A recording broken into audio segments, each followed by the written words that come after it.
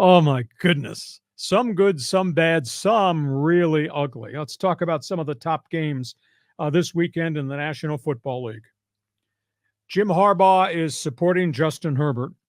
Justin Herbert is a warrior. Charger quarterback shows such moxie. Playing on a bad ankle, dinged it again, stayed on the field. He couldn't do it by himself. At the end of the day, that's the big issue, as the Chargers gave up a 10-0 lead and lost to the Kansas City Chiefs. Patrick Mahomes is Patrick Mahomes. Andy Reid, they find a way. They'll probe you in what didn't work in the first 5 possessions. They'll do something different in possession 6 through 10, and I guarantee you, once they get the lead, they don't give that sucker up. They go from a 10-0 deficit to beat the Chargers 17-10. Mahomes throws for 245 and a touchdown.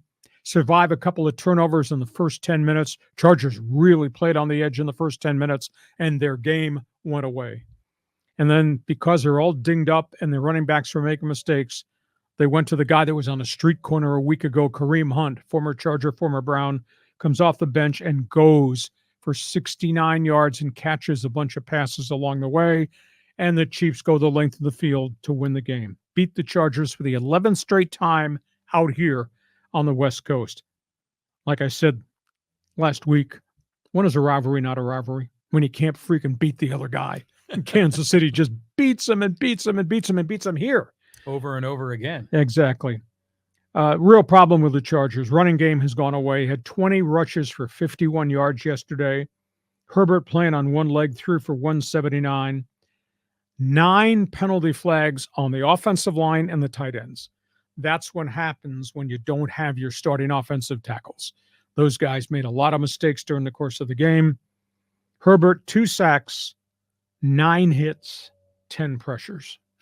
Brutal. The guy was a warrior. End of the day, Kansas City posts the victory. Minnesota Vikings. I didn't see this coming. Not at Lambeau Field in Green Bay. They came out of the locker room with fire in their eyes. They scored 4 touchdowns in the first 21 minutes. Sam Darnold looks like he's never looked like ever since leaving USC to go to the National Football League.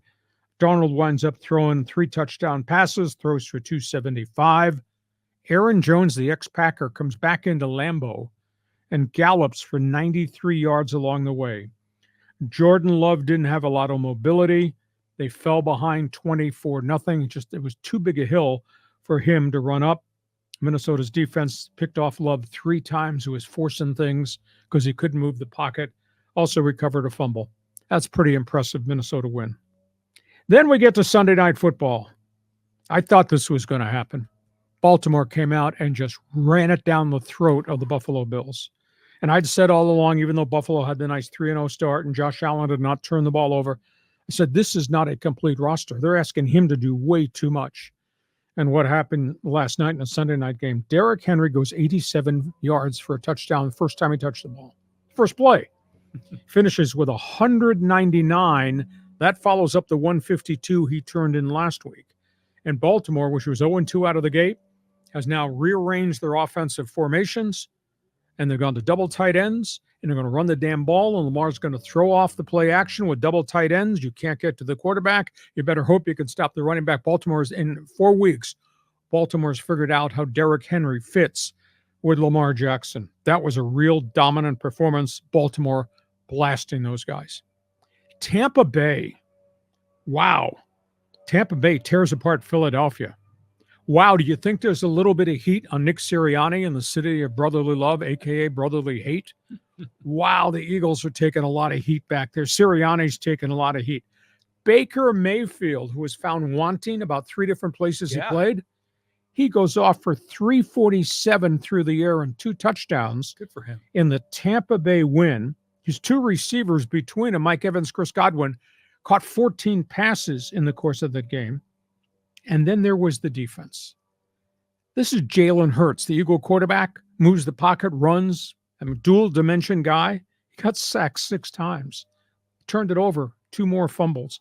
Eagles having a terrible time. They move the ball up and down the field. They're averaging over 400 yards a game, and they keep turning the ball over as they move the ball up and down the field. Sirianni is under all kinds of heat. Tampa trashes Philadelphia.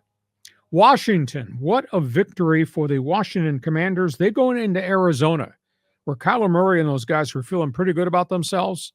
Not anymore. Washington 42, Arizona 14, and Jaden Daniels, who does not make mistakes. He throws for 233, rushes for 47 more. His tailback, Brian Robinson, gallops for 101, and Washington just stomped the Arizona Cardinals. And everybody's paying attention to Jaden Daniels and say, holy cow. Only concern I have is he makes great decisions with pressure, moves the pocket, he runs too much. And at the end of the day, what happens to young running quarterbacks in the NFL? They get hurt. They get hurt. So far, so good. But I think they got to tone that act down. But boy, they're off to a quick start. I've seen a lot of stuff in all the years I broadcast NFL football. I've never seen this. I've never seen an NFL quarterback have -7 yards passing in the first half. That was Bo Nix. Wow. And he had no sacks. He had -7. How does that work? Everything was check downs, tackle behind the line of scrimmage. It was unbelievable. He finished the game 12 for 22, 60 yards. 60 yards. Quarterback throwing for 60 in the NFL. A starting quarterback. A number 1 draft pick quarterback. And they won. They beat the Jets 10-9 in the rain in a field goal kicking slop contest. Aaron Rodgers, gimpy. He's got an ankle and got the other leg and the ankle are both bothering him. He didn't do very well. And the Jets just could not move the football much at all. So that is a bit of a surprise there.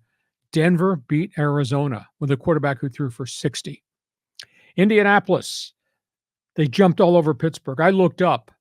I was watching one game, had my laptop open. I looked up and the Steelers are down 17-0 already in Indy to that quarterback, Anthony Richardson, who, by the way, got knocked out of the game again because he was running. Yeah, running. Gets hurt. Exactly. But Indy came back behind that old dog, Joe Flacco.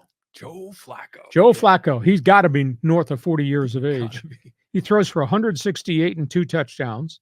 Colts defense chased Justin Fields all over the field, had 4 sacks. They recovered 2 fumbles. And the Colts upset the Pittsburgh Steelers. Fields did finish with 312 plus 55 rushing. He's getting progressively better. I don't think they have enough speed, skill, wide receivers to make that a great offense. Pittsburgh are still playing Neanderthal football, but the quarterbacks made progress. But Indy, behind the old dog, Joe Flacco, posts the victory. And then the other marquee game was the Rams, and I knew it was going to catch up to them. I mean, Matthew Stafford has willed the Rams to victory, and he ran out of time. He ran out of opportunities. They run out of players. I mean, they got beat, and they kind of got beat up really badly by Da Bears. Stafford finishes with 224, but he got sacked 3 times, turned it over twice. Can't do it by himself. See, I mean, his top 2 wide receivers, his tight end, are all gone. 4 offensive linemen are still on injured reserve. Just not good. Caleb Williams didn't do very much offensively yesterday, but DeAndre Swift did. He wound up with 93 rushing, 72 yards in receptions. And the Rams are now sitting there beat up and a quarterback that's starting to take a lot of hits with a 1-3 record.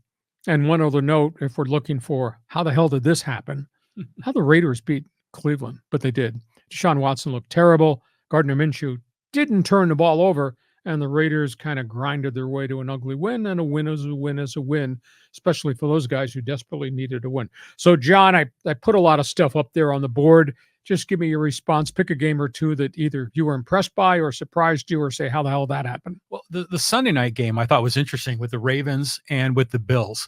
First of all, I love the comparison of Derrick Henry with Eric Dickerson. Sure. And I never really thought of that. The guys on TV made that comparison. It's very similar. Dickerson is a bigger guy, 6'4", long strider.